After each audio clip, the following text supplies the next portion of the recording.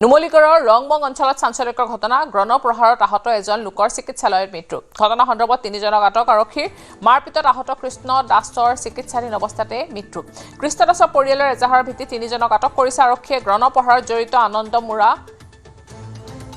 শংক সিং ছেত্ৰী লুকেশ মুৰাক আটক কৰিছে আৰক্ষীয়ে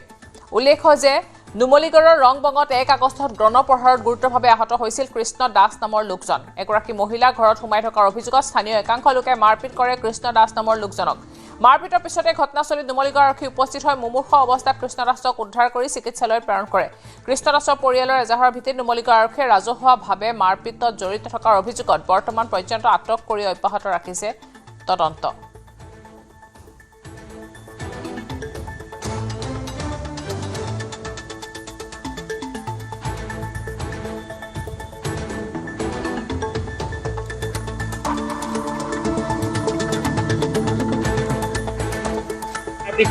কৃষ্ণ দাস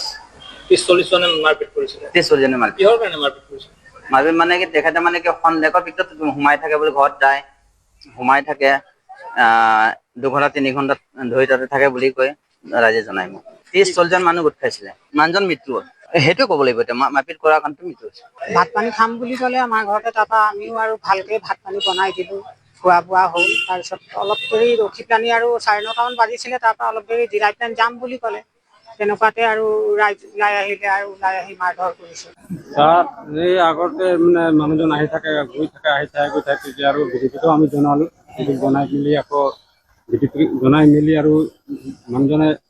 মানে দিন হৈ গ'ল আহি কৰি থাকে সেইকাৰণে মানে দেখি পালে বিয়া ব্যৱস্থা মানে সেইকাৰণে ৰাতিয়ে মাৰপিট কৰেছিল মানুষ কি ঢুকাই থাকিলে তাত ঠিকে আছিল ছাৰ কখন কি হৈছিল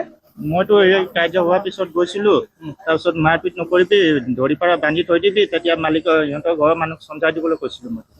মইতো একো হাত পাতো কৰা নাই